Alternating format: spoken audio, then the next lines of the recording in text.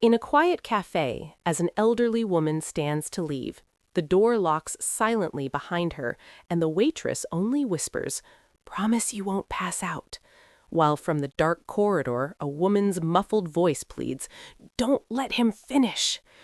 Slowly, the police dismiss her fears as anxiety. A doctor labels her unstable, and even her own daughter begins to doubt her. Pages vanish from her notebook, cameras and unseen eyes see. That same night, a note appears in her home without any sign of forced entry. "You left before we finished." Seem to follow her everywhere, silence itself feels like surveillance, and when she finally comes face to face with the truth, a calm, charming man tells her, "You are not a person, you are a variable," and she understands that this is not the game of one man, but an entire system designed to erase people quietly, without noise, without evidence, without leaving a trace. A woman's breathing, close, measured, like she's practicing not to panic. A faint, metallic movement. Click. Silence. A whisper, barely there. Winnie, VO. "I didn't tell anyone.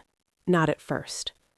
A second sound, softer, like a finger tracing a lock. A small flat, clean but lived in. Everything has its place because disorder would feel like an invitation. A kettle sits on the stove. Off. A clock ticks. Loud. Winnie Calder moves through her kitchen with slow precision. Not frail, not confused, just careful. She rinses a cup that's already clean. She dries it, places it upside down on a towel. She checks her front door. One lock, then the second, then the chain. She pauses with her hand still on the chain. Not fear, a calculation. She steps back, then forces herself to stop looking at the door, as if staring might summon something. She takes her coat from a hook, hesitates, checks her handbag, keys, phone, notebook. She doesn't look excited to go out. She looks like someone who has decided not to let the night win. Street lights hum. A thin wind moves litter, but not the silence. Winnie walks along the pavement, steady pace, eyes forward. A curtain twitches in a downstairs window. Someone peeks. Winnie notices, but doesn't react. A car passes too slowly, headlights sliding over her face. For a moment, the light makes her look like someone being examined. The car continues. Winnie keeps walking. Croft's cafe is small, warmly lit, but the warmth feels staged. A chalkboard sign outside reads, "Late service, privacy respected." Winnie reads it twice. She doesn't like it. She enters anyway. The bell above the door rings. Too bright a sound for the stillness inside. Everything is neat to the point of discomfort. Chairs aligned, cups placed in identical positions. Even the sugar packets sit like they've been counted. A few customers are there, but they don't feel like customers. They feel like props. A man stirs a drink without tasting it. A woman turns a page without reading it. Behind the counter stands Ilara Finch, late 20s, early 30s, face pleasant, smile immediate. Her hands wipe the same part of the counter in small circles. Again. Again. She looks up the second Winnie stops moving. Not coincidence. Winnie chooses a table near the window. She sits, takes out her phone, checks the time. Nothing unusual. That makes the air feel worse. Ilara approaches with a menu even though Winnie hasn't asked. Ilara. Evening. Winnie. Evening. A small beat. Ilara watches Winnie's face the way someone watches a door they expect to open. Ilara. The usual? Winnie's eyes narrow slightly. Do I have a usual? Ilara's smile flickers, tiny, then returns. Most people do. Winnie doesn't correct her. She doesn't give Ilara more to hold. Tea, please. Ilara nods quickly, relieved to have a script again. When Ilara turns away, Winnie looks around the cafe with new attention. At the back, a corridor door, staff only, a strip of shadow beneath it. Winnie stares at that shadow longer than she should. Ilara brings tea. The cup is placed down very carefully, not hospitality. Procedure. Winnie takes a sip. It tastes normal. That should comfort her. It doesn't. A faint sound drifts from the staff corridor. Not loud enough to identify, but the tone is wrong, like someone trying not to cry. Winnie's fingers tighten slightly around the cup. Ilara sees it. Her cloth pauses mid-wipe. They both pretend nothing happened. Winnie looks down at her handbag resting beside her chair. The zipper tab is facing the wrong direction. Winnie is certain it wasn't before. She does not open it. She does not check inside, because checking would mean admitting someone had touched it. She lifts her eyes instead. Ilara is watching her too intently, then looks away fast.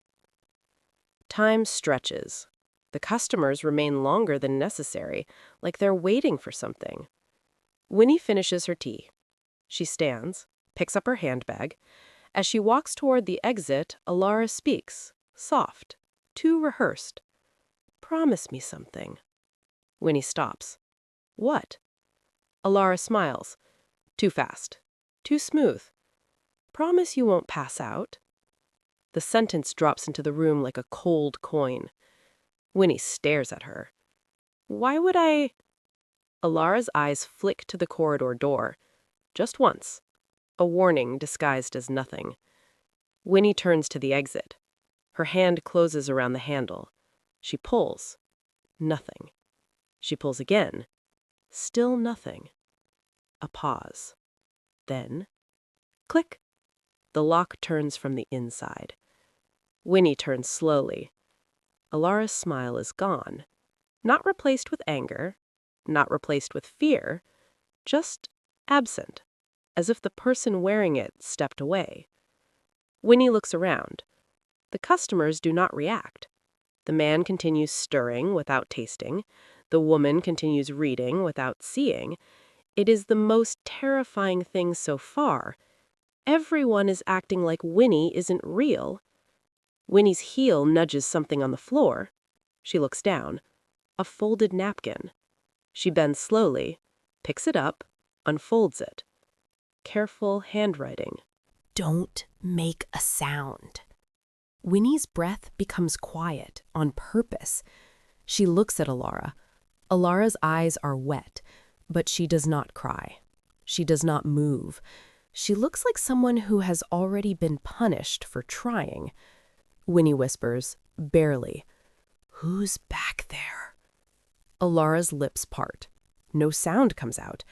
Then, behind the corridor door, a muffled sob, quickly cut off, as if someone has been reminded they're not allowed. Winnie stands very still.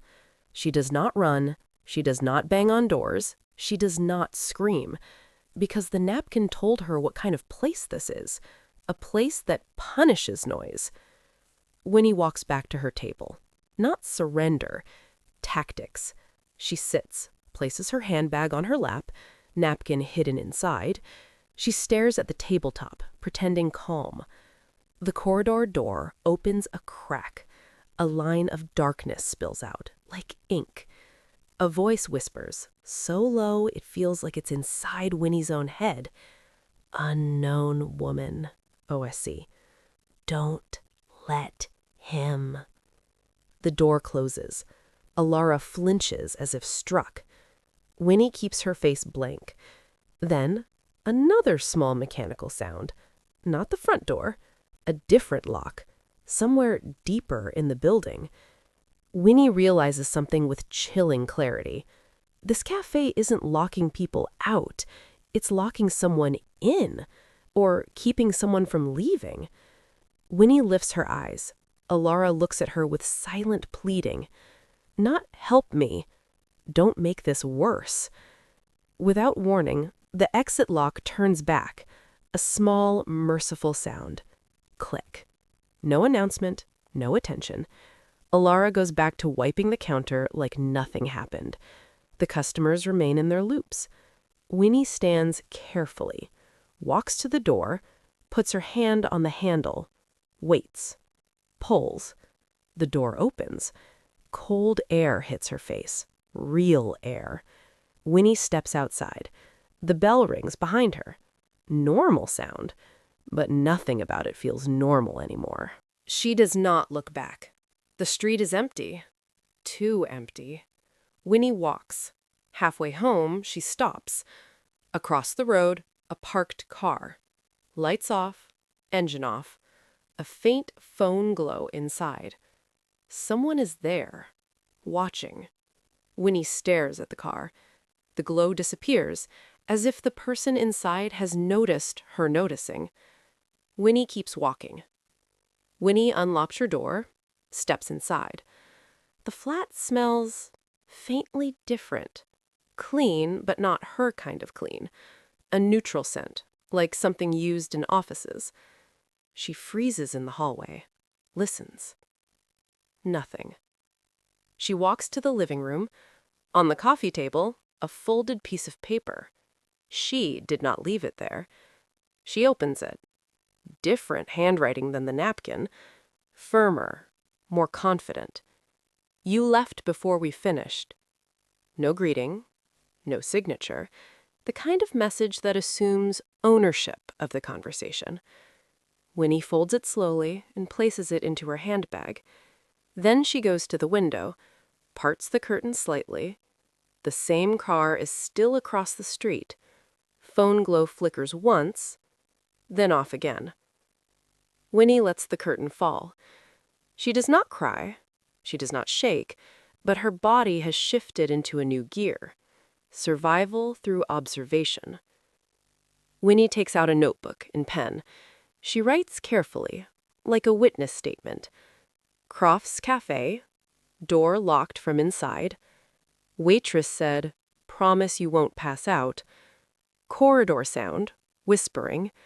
Note left in flat. Car outside watching.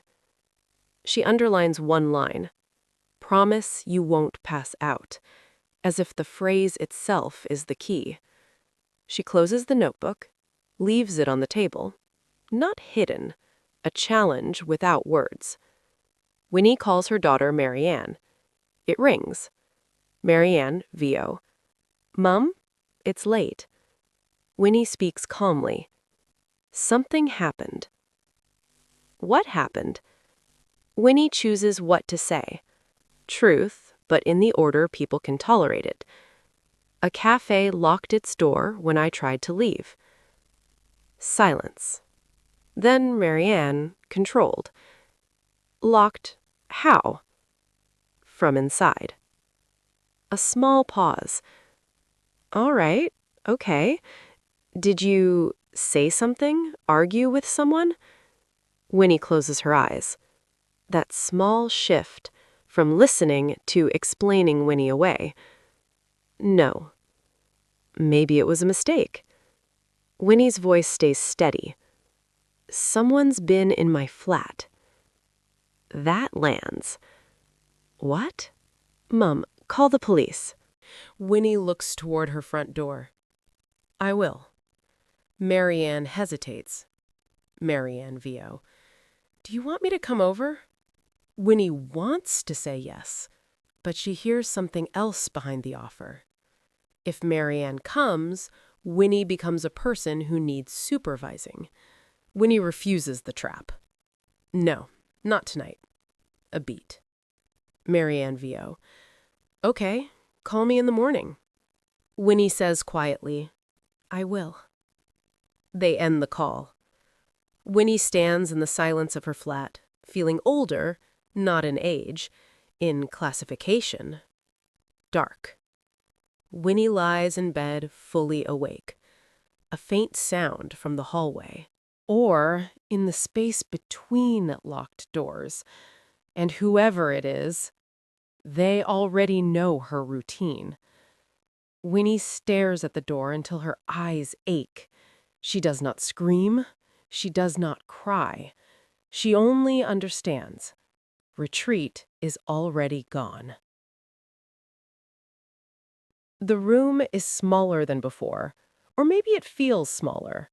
Winnie sits across from Inspector Hale again. A second officer, Sergeant Lucas Reed, observes silently. A recorder sits on the table.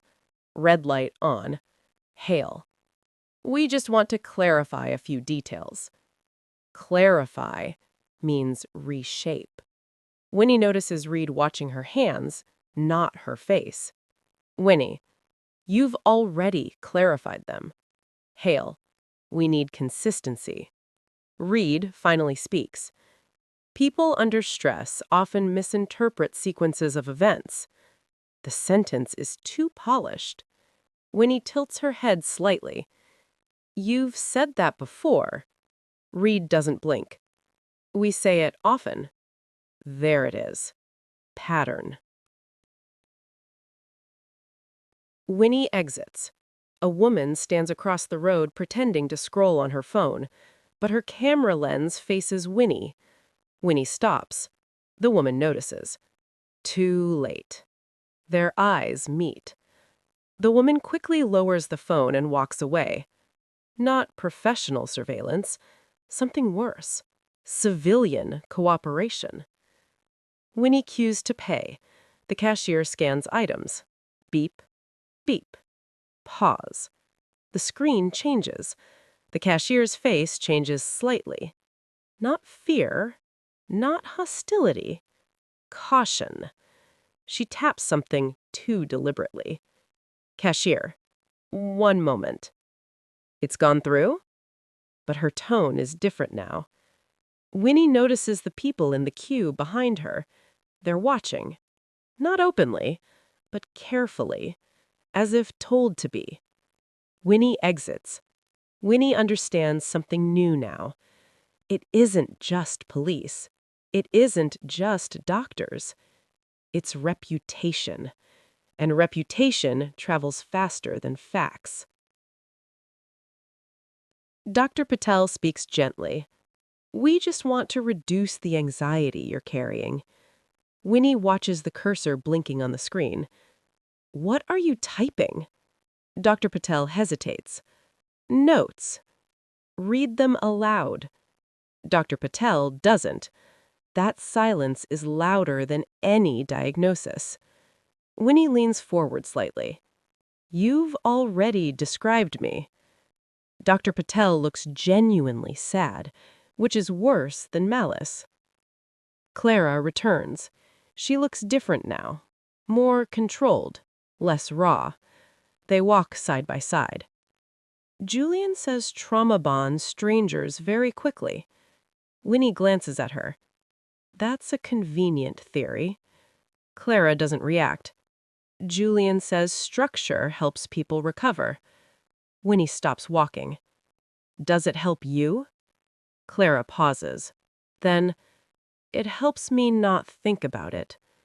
That's not recovery. That's obedience. Winnie sees it clearly now. Clara is no longer an ally. She's evidence of process. Julian alone. Lights low. He listens to a voicemail on speaker. The police contact is secured. GP is compliant. Family pressure is progressing.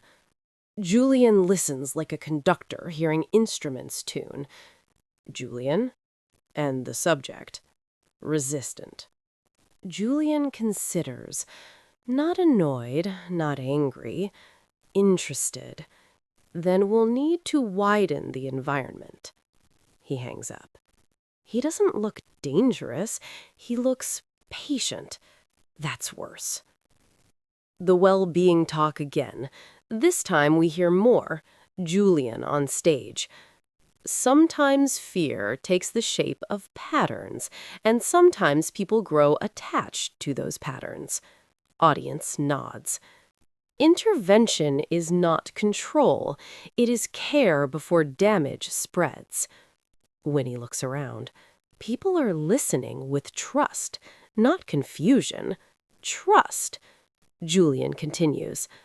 We must ask, When one person's perception destabilizes a wider community, whose responsibility is it to intervene?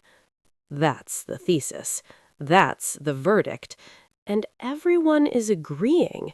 This is the real midpoint. Winnie understands she has already lost the room. Winnie photographs her notebook entries, takes multiple angles, sends them to Theo. Then she places the notebook in a drawer, locks it. The next morning, the drawer is unlocked, notebook still there, but every page she wrote is gone. Cleanly removed. Not torn, not damaged. Edited. Only blank paper remains. Someone didn't steal it. They curated it. Winnie stands outside her daughter's house. She watches through the window, Marianne laughing with neighbors. Normal life. Protected life. Winnie realizes if she walks inside and tells the truth, she will be labeled. If she stays outside, she remains invisible. This is the cruelty of the system. Either way, she loses something. She walks away. The cafe again. Emptying. Slowly. Intentionally. Alara avoids eye contact. Winnie sits longer. Waits. Eventually, only they remain. Alara whispers, "He knows you're coming." Winnie looks up. "Then why let me in?" Alara's voice breaks. "Because I don't know how to stop being useful." The door locks. Click. This time, louder. Intentional. The corridor door opens. Julian steps out again, but now he doesn't pretend this is coincidence. "You've destabilized 3 professionals this week?" Winnie studies him. "You track everyone." Julian nods calmly. "We monitor impact." "You erase it." Julian steps closer. Not threatening, assured. "You're not a person in conflict with me." He gestures subtly to the cafe. "You're a variable disrupting a system. That's worse than being an enemy. You can't negotiate with a system." Julian stands near Winnie, Alara shaking behind counter. Door locked. No phone signal. No witnesses. Julian speaks quietly. "By tomorrow, your GP will submit a referral. Your daughter will believe it is necessary. The police will approve it, and the community will accept it." Winnie holds his gaze. "And if I don't consent?" Julian answers simply, "Consent is preferable, but not required." Silence fills the cafe. Winnie finally understands. This isn't about fear. This is about administration, procedure, paperwork, signed forms, quiet removal. That is the true horror. Julian steps back. The door unlocks. Click. But the damage is done. Winnie walks out, knowing. She is now officially a problem to be managed. Gray light creeps through the curtains. Not daylight, not night. The hour where the city feels abandoned by both. Winnie sits at the kitchen table, fully dressed, coat buttoned, shoes on, hair neat. Not because she is leaving, because she has learned something worse than fear. People who are about to arrive prefer you unprepared.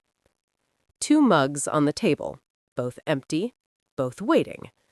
Her phone lies face down beside them.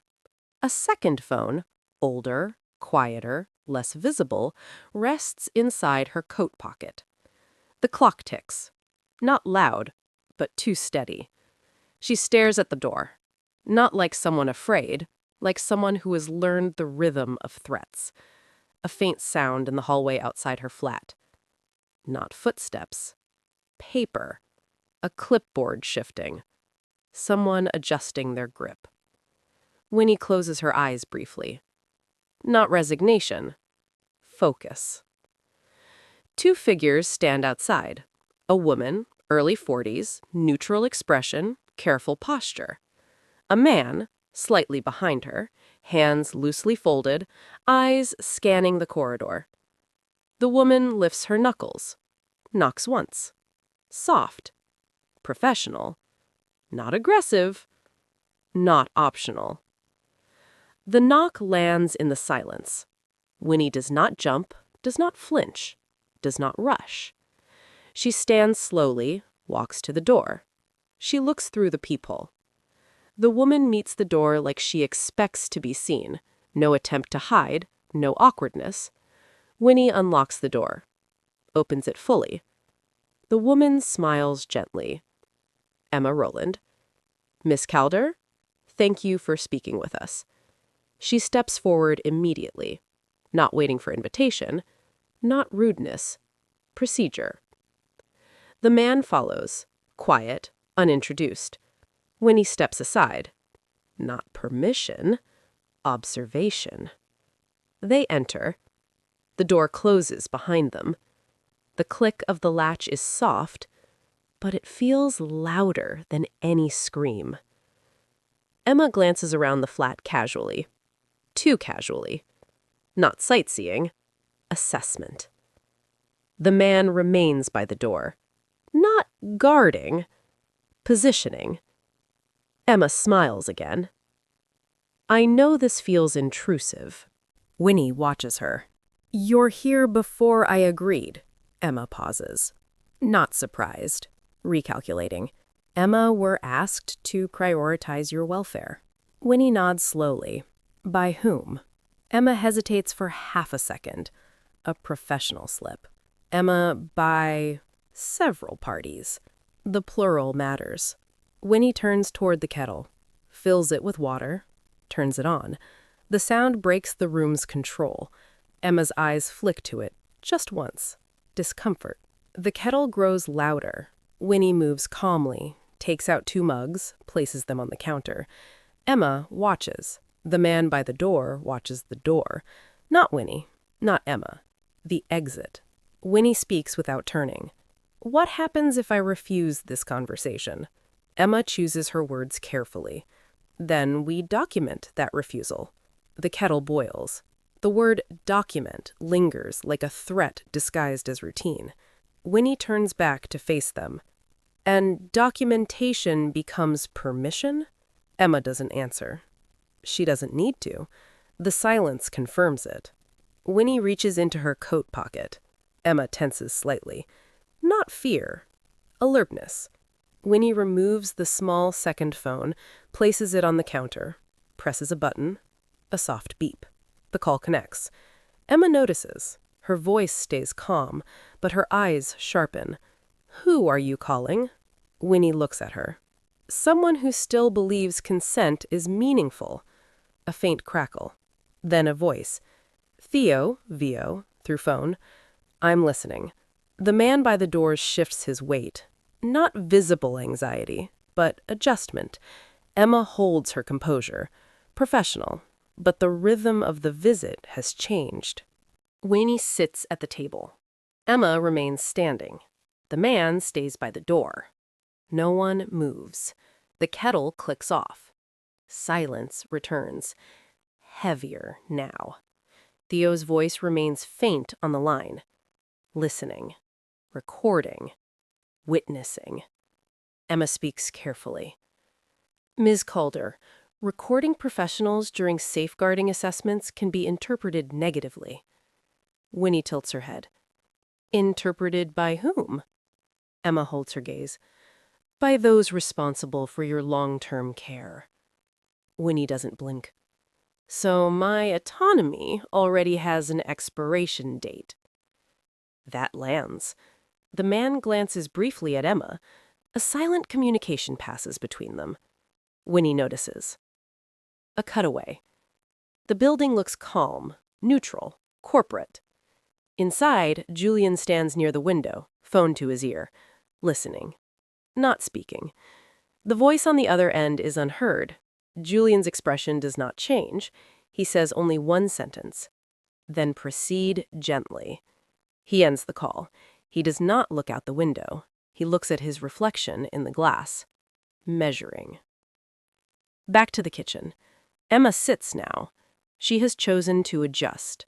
The man remains standing, still watching the door. Emma folds her hands. We're not here to remove anything from you. Winnie meets her eyes. You're here to decide what I'm allowed to keep. A long silence. Emma's professional training doesn't offer her an answer to that. Theo's voice through the phone is low. Keep her talking. Winnie nods once, almost imperceptible. Then back to Emma. What language is in my file? Emma looks genuinely startled. I'm sorry? What words describe me now? Emma hesitates. She shouldn't answer. That's why she does. Emma. Heightened paranoia. Increasing fixation. Potential risk of escalation. Each phrase lands like a small burial. Winnie absorbs them. Does not argue. Does not protest. Just asks, and who wrote those words? Emma doesn't answer, because the answer would lead to Julian, and Emma's training tells her not to give that away. That silence becomes evidence. The man by the door shifts again, looks at his phone. A message has arrived. He reads it, doesn't show it, but his posture changes. Emma notices. So does Winnie. Winnie watches both of them. You weren't sent just to talk to me. Emma looks at the man, then back at Winnie. We're here to ensure you remain safe. Winnie's voice is calm. Too calm. Then why does he look like he's waiting for permission? The man does not react. Emma's silence stretches too long. Theo's voice, almost a whisper now. Something's changed.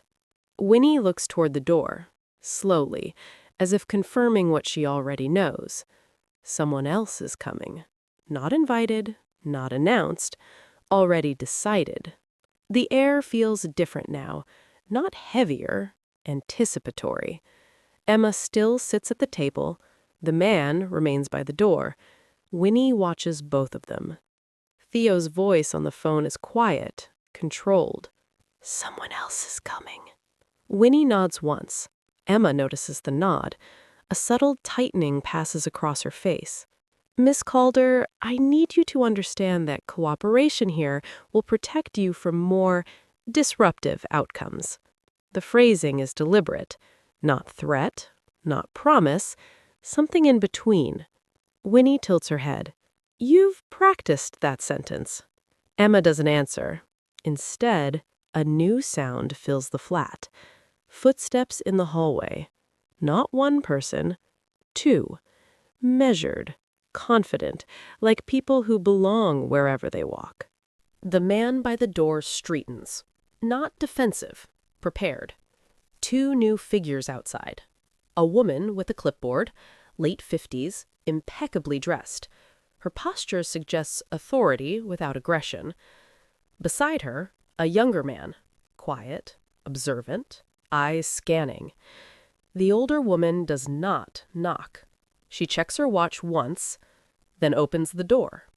Not forcefully, as if she already has the right. The door opens. Everyone inside turns toward it. The older woman steps in smoothly. She smiles at Emma, a professional smile between colleagues. Older woman. You're running late.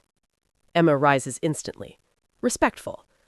Emma, Dr. Saunders, we were just establishing context, yes. Her voice is calm. Not cold, but unquestioned. She turns to Winnie, studies her. Not rudely, clinically, like someone assessing an outcome, not a person. Dr. Saunders, Miss Calder. Winnie stands. Not submissive, not defensive, just present. You didn't introduce yourself at the door. Dr. Saunders smiles faintly. You weren't expected to open it. That line hangs in the air. Theo's voice is still on the phone. He hears everything. Dr. Saunders places a slim folder on the table. Not thick, not dramatic, just enough. She opens it, turns it so Winnie can see, not out of kindness, out of demonstration. Winnie sees her name, underlined, highlighted, categorized. Dr. Saunders speaks gently. You've become a pattern of concern across multiple institutions. Winnie meets her gaze. Because the same person spoke to all of them. Dr. Saunders doesn't deny it. That's the terrifying part. Because several professionals independently reached similar conclusions. Emma looks down. The man by the door looks away. Even they know that sentence isn't entirely true. Dr. Saunders sits where Emma had been sitting. That small movement changes the entire hierarchy. Emma becomes peripheral. The man by the door becomes irrelevant. Dr. Saunders' Mao controls the room. She folds her hands on the file. I want to be clear, no one here is your enemy. Winnie watches her calmly. Then why does everyone behave like I'm dangerous? Dr. Saunders considers her for a beat. Genuine consideration. Then, because you refuse to stabilize. The word stabilize lands like a verdict. Dr. Saunders opens the file again. You've reported surveillance, messages, coordination between institutions, manipulation of personal relationships. Winnie nods. Yes. Dr. Saunders looks at her steadily. If all of that were true, Ms. Calder, do you know what that would imply? Winnie doesn't answer. Dr. Saunders continues softly. It would imply an infrastructure so large, so coordinated, so deeply embedded, that resistance would be impossible. A pause. Yet here you are, resisting. The implication is surgical. If you can resist, it must not be real. Winnie hears it, understands the logic, but does not accept the framing. Winnie reaches slowly into her coat pocket. No sudden motion, deliberate. She removes the small phone again, places it on the table. Dr. Saunders notices immediately. Recording devices can compromise the integrity of this process. Winnie looks at her. With it. Theo's voice comes through faintly. You're doing well. Keep her engaged. Dr. Saunders hears the voice now. Her expression changes slightly. Not anger. Interest. She leans closer to the phone. Who else is present in this conversation? Winnie answers calmly. A witness. Dr. Saunders sits back, considers, then says something unexpected. That's inconvenient. Not threatening, just factual. The most chilling tone of all. A silence stretches. No one speaks. The flat seems smaller now, walls closer, ceiling lower. Emma watches Dr. Saunders for cues. The man by the door watches the hallway. Dr. Saunders watches Winnie. Winnie watches everything. Dr. Saunders finally speaks again. Dr. Saunders. Miss Calder, you've been remarkably composed. Winnie doesn't reply. Dr. Saunders continued. People experiencing what you describe usually present differently. Winnie tilts her head slightly. Differently how? Dr. Saunders studies her, then answers honestly. They usually break. The line is quiet, precise, terrifying. The man by the door receives another message. This time he looks at Emma. Emma looks at Dr. Saunders, a silent chain of command. Dr. Saunders holds up a hand, stops them. She is not finished yet. She looks at Winnie again. Dr. Saunders. You believe someone is orchestrating this. Winnie meets her gaze. Yes. Dr. Saunders nods slowly. Dr. Saunders. Then tell me his name. The question is calm, neutral, but its weight is enormous. If Winnie says it, the entire structure shifts. If she doesn't, the process continues. The room holds its breath. Even Theo's line is silent now. Winnie looks at Dr. Saunders, at Emma, at the man, at the door. And for the first time in a long while, she hesitates. Not from fear, from calculation. Because she understands now, once she speaks the name, the next phase begins.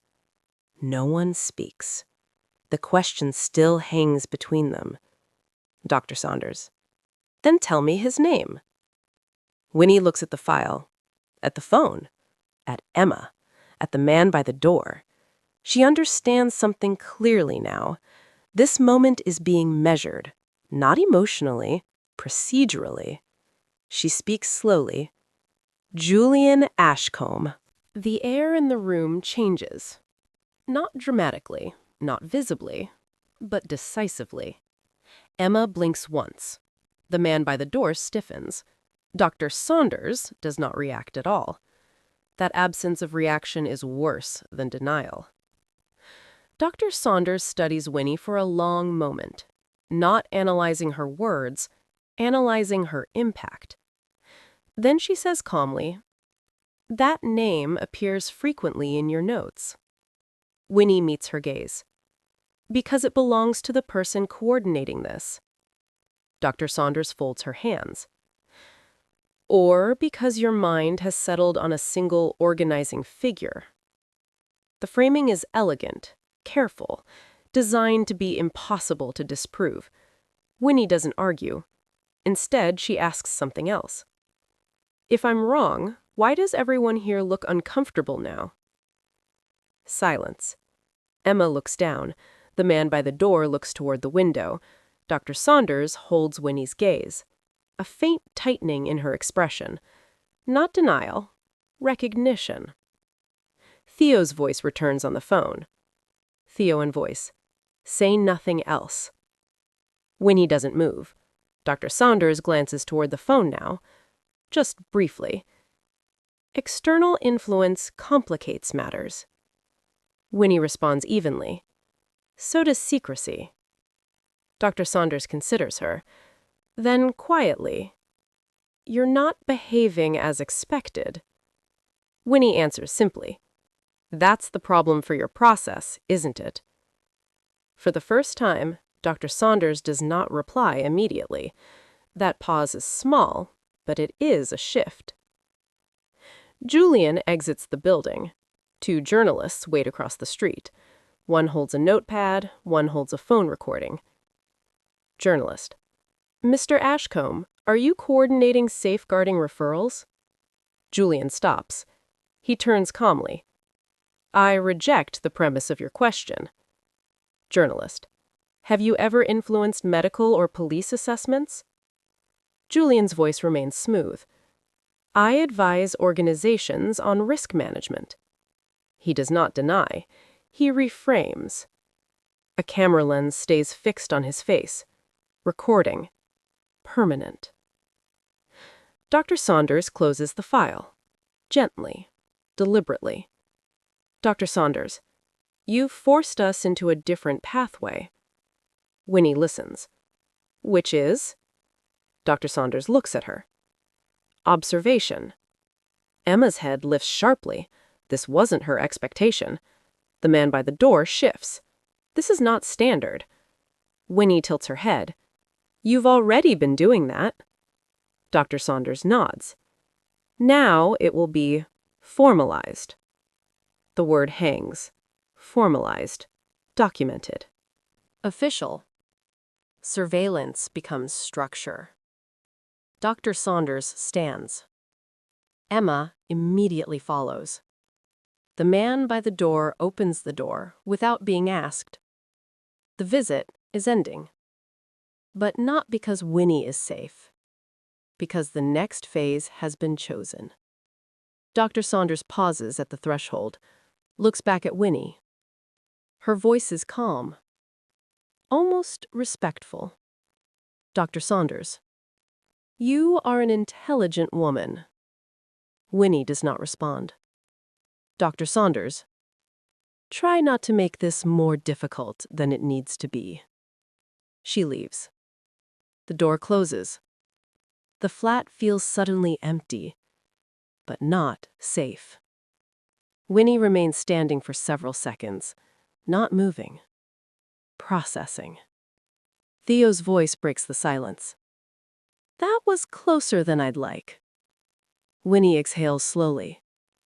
They're no longer pretending it's concern. Theo pauses. No.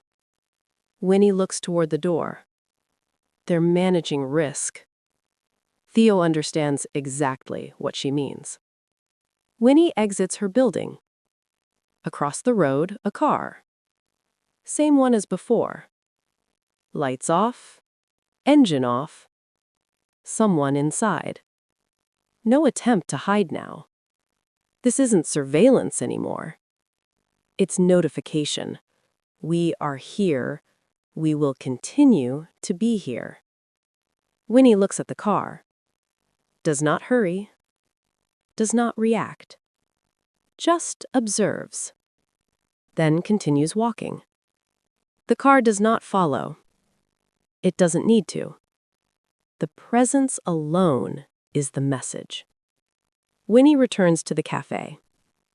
The atmosphere has shifted again. A new sign near the counter. CCTV in operation for staff and customer safety. Alara stands behind the counter. She looks up when Winnie enters. Concern flashes across her face. You shouldn't keep coming here. Winnie sits anyway. They're watching everywhere now. Alara nods faintly. He's been asking about you. Winnie doesn't ask who. She already knows. Winnie. Has he been here? Alara hesitates. Then nods. That nod carries weight. Alara leans closer, lowers her voice. He doesn't look dangerous. Winnie watches her. That's the worst part. Winnie nods slowly. Yes. Alara swallows. He asked if I felt safe around you. The question itself is manipulation. Winnie hears the mechanism clearly now. Winnie. And what did you say? Alara meets her eyes. That you're the only person who ever asked me what I wanted. That lands heavier than any threat. Winnie's phone vibrates softly on the table. No notification, just vibration. She looks down, then back up at Alara. Winnie, they know I'm here. Alara's face drains of color. What happens now? Winnie thinks for a moment, then answers honestly. Now they decide whether I'm still manageable. A beat. The cafe door opens. A man steps inside. Not Julian. Someone else. Younger. Observant. Purposeful. He does not order. Does not sit. Just scans the room. His eyes land on Winnie. Hold. Just long enough. Then he turns and leaves. The message is clear. They're no longer hiding. Alara whispers. That wasn't a coincidence. Winnie watches the door long after it closes. Her voice is steady. No, Winnie. It was escalation.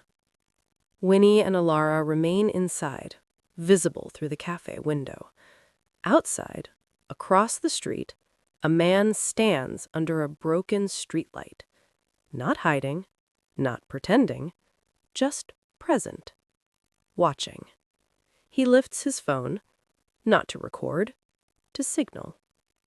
Winnie sees it through the glass. She understands instantly. This was not observation. This was confirmation of location. Alara grips the counter. You need to leave. Winnie remains seated, not stubborn, assessing. Alara. This is how it starts. They mark you, then things change. Winnie studies her. What happened to you? Alara swallows. Long pause. Then quietly, they said I was disruptive to atmosphere, that I made customers uneasy, that I needed guidance. Winnie hears it. Not punishment. Correction. Ilara. He offered structure. Winnie nods once. Winnie. And took your autonomy. Ilara's eyes fill, but she doesn't cry. I didn't realize it was happening. Winnie finally stands. That's how they designed it. The cafe door opens. A woman enters. Not staff, not customer. She looks official. Too official. The woman approaches the counter, produces a badge. Local authority. We've had reports of disruption here tonight. Ilara freezes. Winnie turns slowly.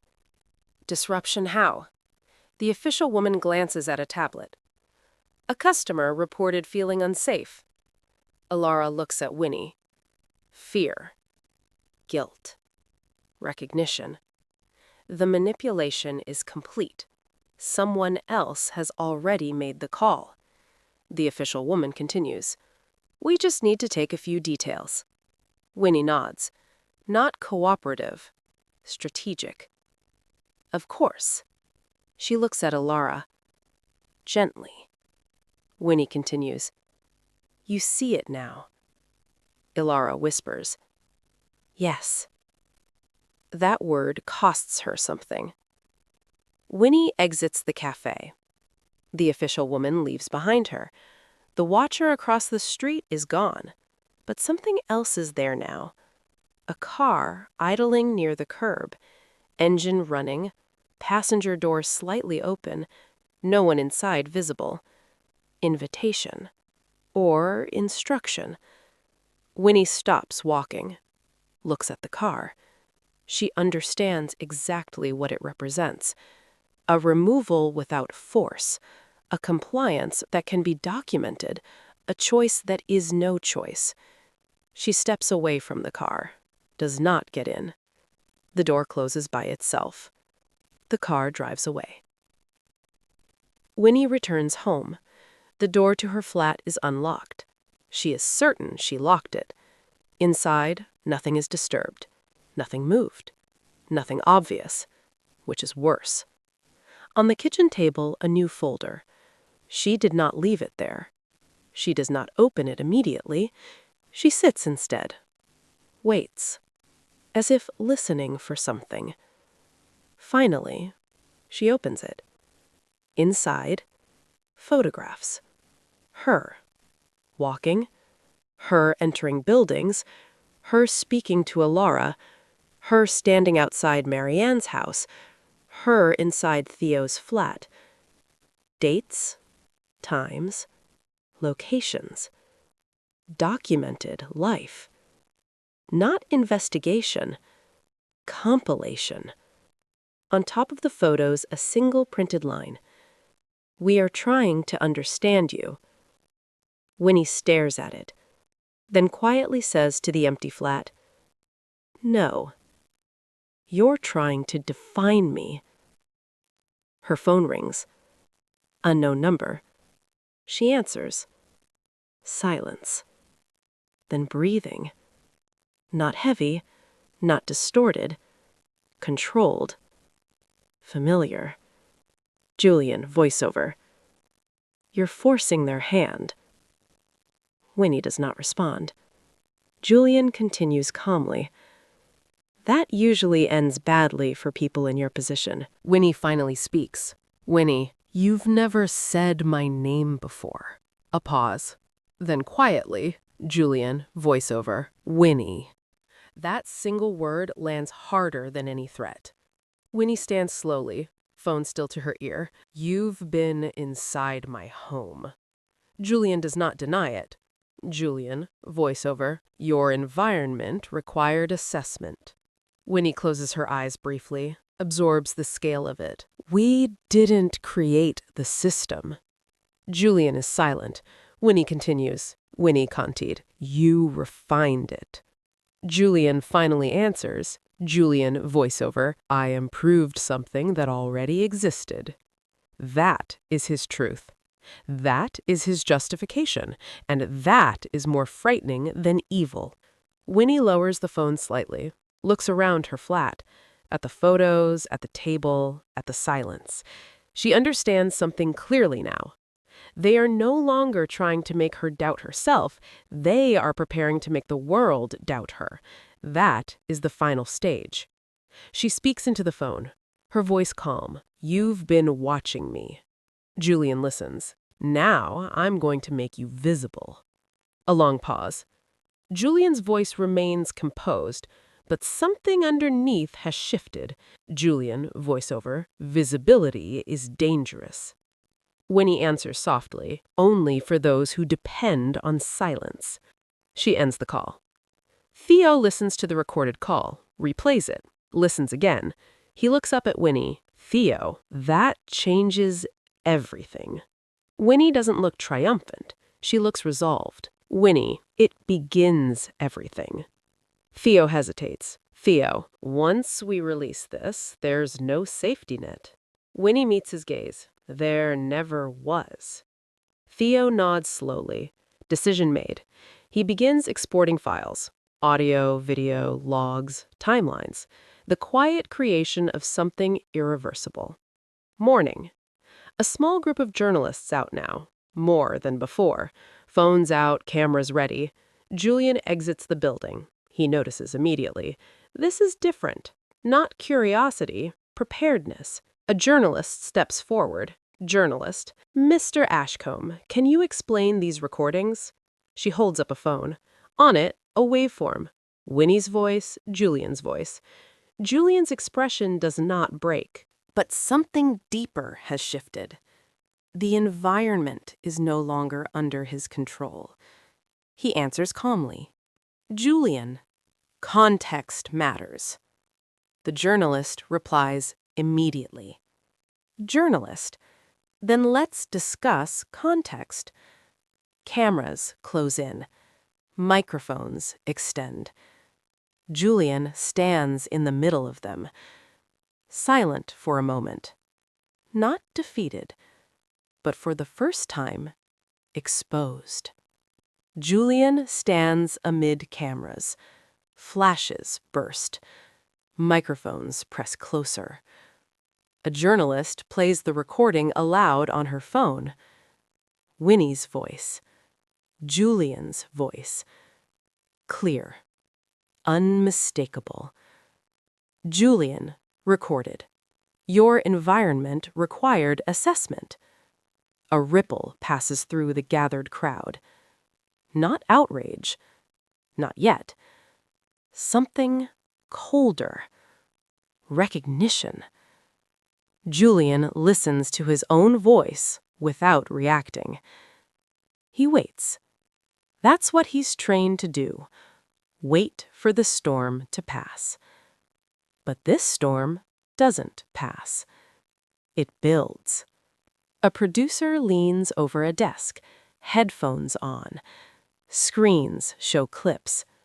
Julian's interview, Croft's cafe, Dr. Saunders leaving Winnie's building, Theo speaking off camera, Winnie's flat, carefully filmed. A journalist looks up.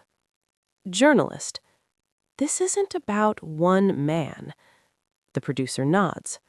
Producer, "No, it's about how easy it was." That line carries weight. Because it's true.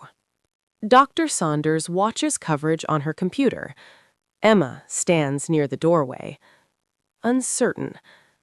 Dr. Saunders doesn't turn around. "Dr. Saunders, you didn't mention the recordings." Emma speaks quietly. "I wasn't aware of them." Dr. Saunders finally looks at her. Not angry. Disappointed. Which is worse. The system depends on incomplete visibility. Emma hears it now. Really hears it. And for the first time, she sees the danger in that sentence. A reporter sits opposite Alara, camera rolling. Alara's hands shake slightly, but her voice holds. Reporter, "Why didn't you report what was happening sooner?" Alara considers the question, then answers honestly. Because when you try to explain something like this, people start looking at you like you're the problem. She glances briefly off camera. Not fear, memory. Alara continued. It's easier to stay quiet than to be disbelieved. The camera doesn't cut. The silence that follows does the work. Theo and Winnie sit side by side, laptop open, news coverage playing. Neither celebrates. Neither smiles. This isn't victory. This is exposure. Theo watches her. They're responding faster than I expected. Winnie doesn't look at the screen. They're responding because they're visible. Theo studies her. You knew this would work. Winnie shakes her head slightly. No. A beat. Winnie continued. I hoped it would. That's more honest. That's more human. The building stands darker now. A notice posted near the entrance. A man reads it, takes a photo, sends it to someone. The message travels quietly. Not viral, not explosive, but persistent. Winnie sits with Marianne, tea between them. A familiar image, now changed. Marianne's voice is careful. Marianne. I watched the interview. Winnie nods. Marianne continued. I heard how they spoke about you. Winnie doesn't reply. Marianne swallows. Marianne continued. I believed them because they sounded certain. Winnie finally looks at her. Not with anger, not with blame, just with truth. Winnie. Certainty is a tool. Marianne absorbs that. Silence follows. But this time it's not distance. It's understanding forming slowly. Winnie sits alone on a bench. Not hiding, not waiting, just present.